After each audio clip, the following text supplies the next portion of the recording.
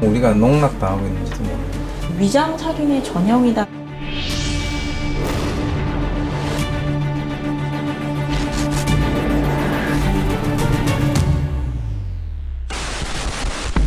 살인사건 현장 카메라 촬영하겠습니다. 장소는 주택가와 시장을 인접해 있고 가정집 3층에서 발생한 살인사건입니다.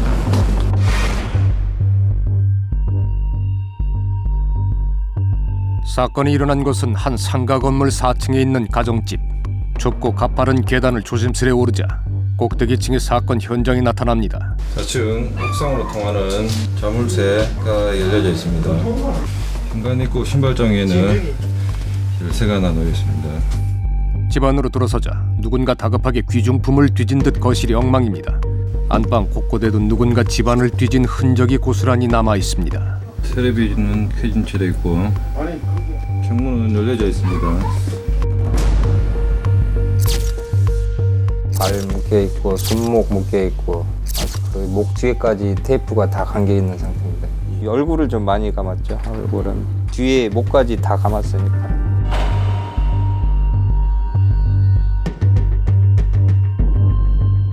그날 이곳에서 그녀에겐 대체 무슨 일이 일어났던 걸까? 그날도 부부의 아침은 평소와 다름없었다고 합니다. 남편은 먼저 잠자리에 들었고 이른 아침부터 한 대출업체에서 걸려온 전화도 그녀는 대수롭지 않게 받았습니다. 점심 무렵 먼저 잠에서 깨어난 건 남편이었습니다. 그날 약속이 있었던 남편은 구 씨가 잠든 모습을 보고 집을 나섰다고 합니다. 전기요금은 본인한테 사인을 받아야 되기 때문에 직접 올라가서 방문을 했지. 그래서 누구 계십니까 하고 문 두드리고 안 계시니까 오늘도 안 계시는갑다. 그러고 이제 도착 통신을 끊어놓고 이제 내려온 거지. 자다 일어난 모습으로 문을 열어주곤 하던 구 씨가 그날은 답이 없었다고 합니다.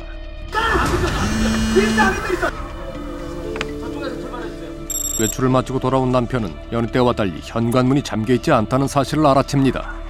안방으로 들어온 그 순간 저도 들어가고 보니까 대포를 갖다가 눈으로 감고 해갖고 있으니까 놀랬을 거 아닙니까?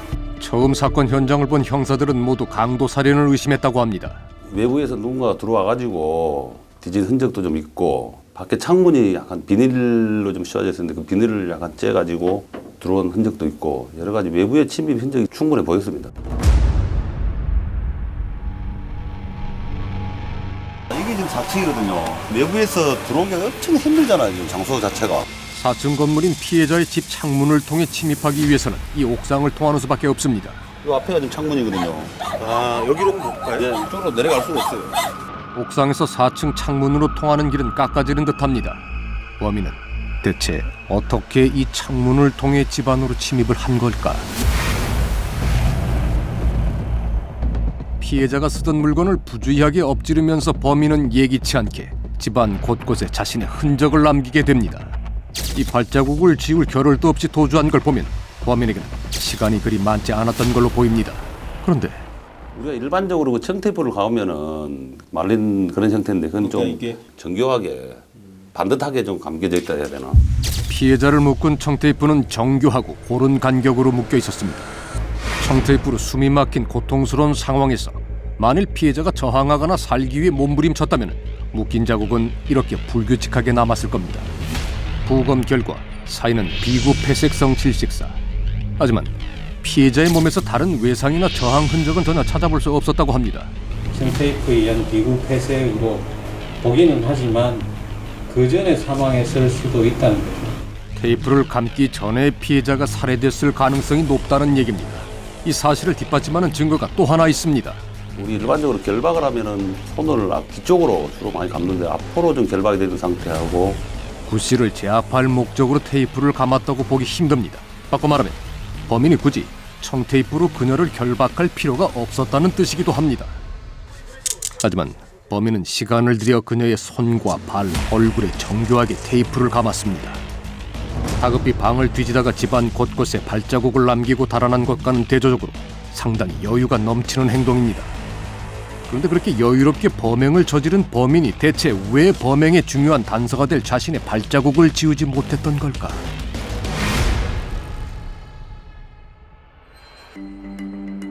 이 화장품 용기의 뚜껑 안쪽에는 가루가 쏟아지지 않도록 입구를 단단히 막아주는 마개 역할을 하는 고무 패킹이 들어 있습니다. 이 패킹을 손으로 분리하는 데만 해도 적잖은 힘이 필요합니다.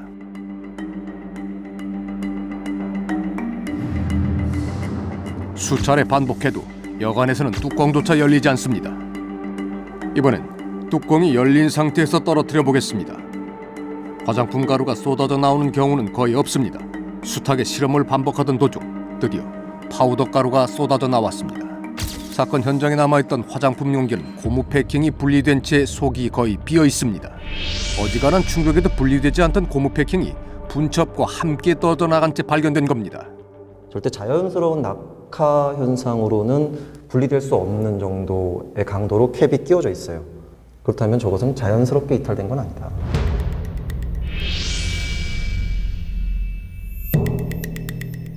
범인이 창문으로 침입을 해서 집안에 들어왔다고 해도 들어올 때는 이 화장품 가루가 신발에 묻어 있을 리가 없습니다.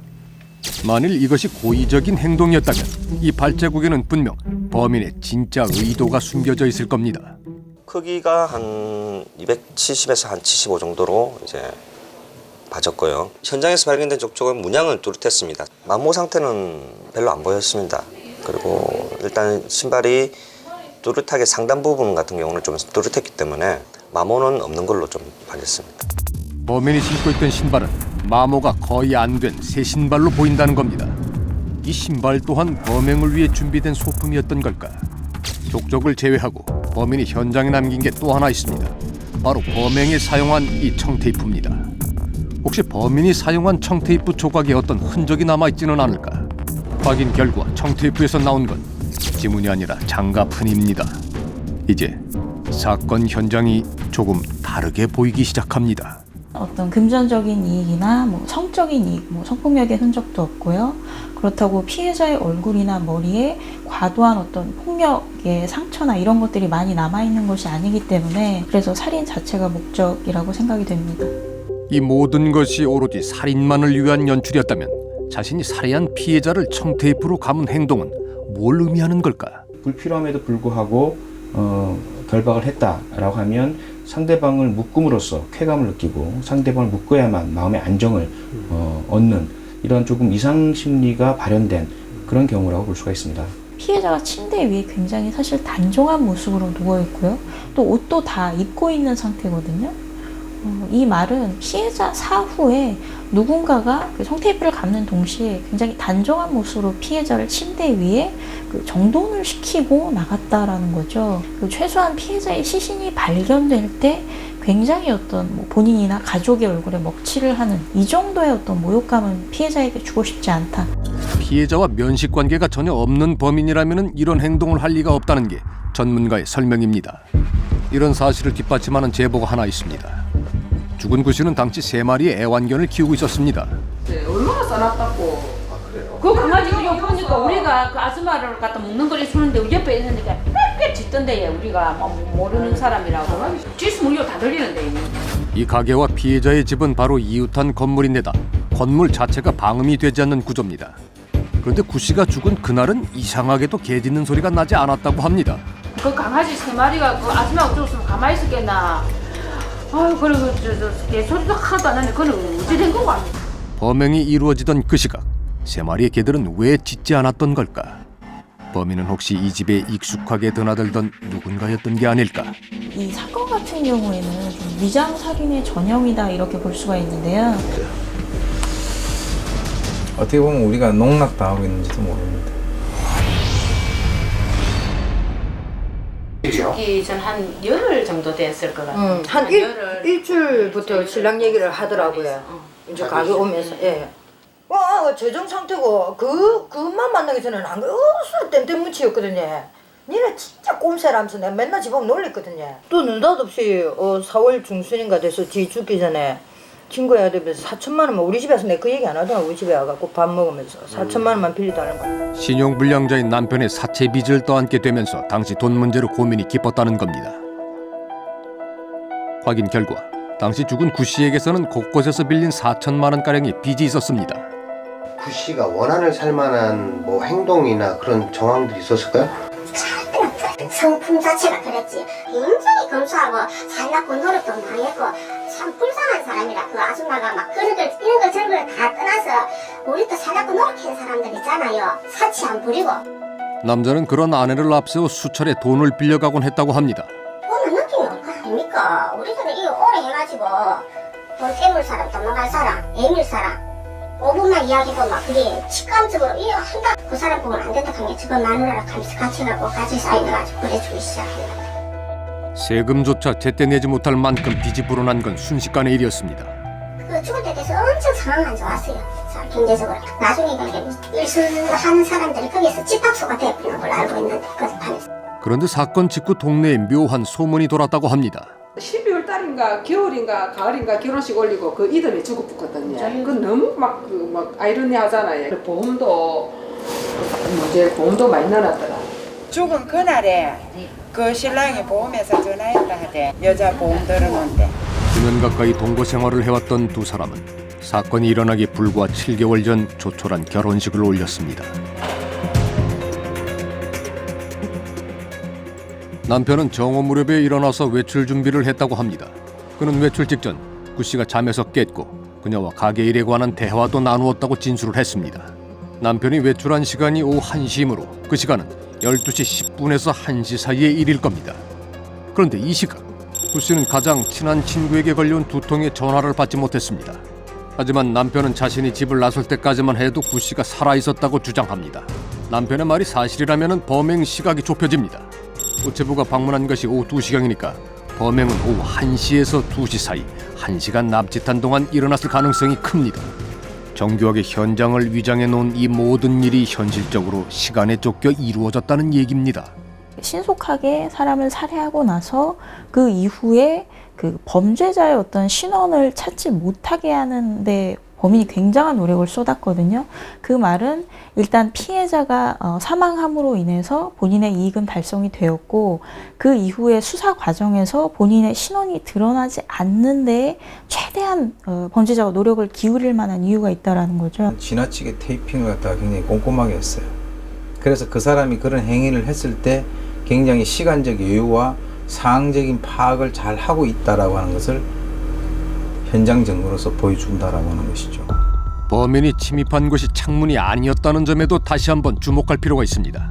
이 집에서 창문을 제외하고 들어올 수 있는 통로는 단 한 군데, 현관뿐입니다. 당시 남편이 나갈 때는 문을 아마 잠그고 나온 것 같다. 들어와서 보니까 문이 키를 열고 보니까 뒤에 자연스럽게 문이 열리는 것 같더라. 훼손된 흔적은 없고? 예, 전혀 없었어요. 당시 현관문이 훼손된 흔적이 전혀 없는 것으로 미루어 범인은 열쇠 없이도 이 문을 열 수 있는 전문 터리범이거나 그녀 스스로 문을 열어줄 만큼 가까운 사이일 겁니다. 피해자의 복장은 아주 그 평상적인 일상적인 취침이나 또는 집안에 혼자 또는 가족과 있을 때만 착용할 만한 복장입니다.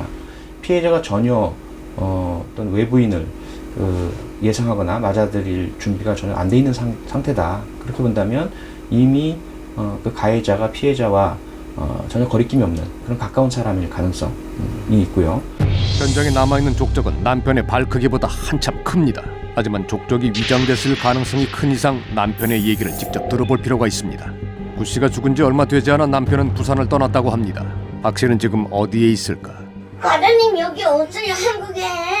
외국에 갔죠. 선원인데 배 타고 고기 잡으러 갔죠. 아주 이제 일절 잊어먹고 배 타러 나가서 한 3년 있다 온다고 그러고 나간 사람. 선원이었던 그는 모든 것을 잊겠다는 말을 남기고 지난해 원양어선을 탔다고 합니다. 우리 의심하는 거예요 지금. 우리 아이는 그런 줄 사람도 아니고 그렇게 할 사람이면 그 사람 만나지도 않았어요. 자기 손에 돈 하나도 없고 다 여자 앞으로 다 해놨는데 그 여자를 죽이면 자기는 어떻게 되는 걸 아는데요. 그건 어떻게 죽이겠어요. 그건 범인이라고 생각할 수도 없어요. 두 사람은 결혼식을 올렸지만 혼인신고를 하지 않은 상태였다고 합니다. 당시 운영하던 가게를 비롯해 모든 명의가 신용불량자였던 아들 대신 죽은 구 씨 앞으로 돼 있었고 구 씨의 죽음으로 아들은 그야말로 무일푼이 됐다는 게 가족들의 주장입니다. 거액의 보험금을 받았다는 것도 사실과 다르다고 합니다. 벼락맞은 소리 하지 말라 그래. 보험금도 그렇지만 돈 하나도 안 줬어요. 여자 친정 오빠하고 어머니하고 그리고 외국으로 가버렸잖아요. 구 씨가 사망하기 전 각각 3개의 생명보험에 가입한 건 사실이지만 2억 2천만 원 상당의 보험금은 모두 친정 식구들이 받아갔다는 겁니다.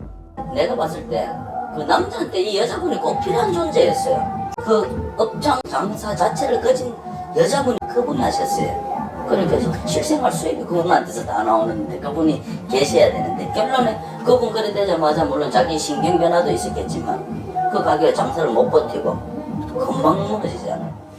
남편의 알리바이도 경찰에 의해 모두 확인됐습니다. 하지만 남편이 온전히 혐의를 벗을 수 없었던 이유는 따로 있습니다. 구 씨의 사망 추정 시각이 미궁에 빠져버린 탓입니다. 일반적인 경향에 비춰볼 때 한 6시간 정도는 지났을 것으로 추정해 볼 수가 있습니다. 이 사람의 경우에는 이 온도로 사후 경과 시간 추정하는데 애로사항이 있습니다. 왜죠? 이 사람이 발견된 장소에 전기장판이 깔려져 있습니다. 발견 당시 구 씨가 누워있던 침대에는 전기장판이 켜진 채로 있었습니다. 그런데 구 씨가 살해된 그날 계속해서 여름 같은 더운 날씨가 이어지고 있는데요. 구 씨가 죽던 그날 일부 지역은 30도를 오르내렸을 정도입니다. 범인이 전기장판을 굉장히 높은 온도로 틀어놓고 갔다라는 말이죠. 이것은 우리가 상식적으로 생각해봤을 때 그 피해자의 그 어떤 그 시신의 부패를 빨리 촉진을 시키기 위한 목적으로 보이거든요. 전기장판을 튼 것이 범인이었다는 게 가장 타당한 시나리오란 얘기입니다. 사람의 몸은 죽은 직후부터 일정하게 체온이 떨어지기 시작을 합니다. 하지만 구 씨의 시신은 전기장판의 영향으로 체온이 유지된 채 발견이 됐습니다. 구 씨가 실제로 1시에서 2시 사이에 사망한 게 사실인지 확인할 길이 없어진 겁니다. 이것이 부산 청테이프 사건의 범인이 사건 현장에 던진 마지막 트릭입니다.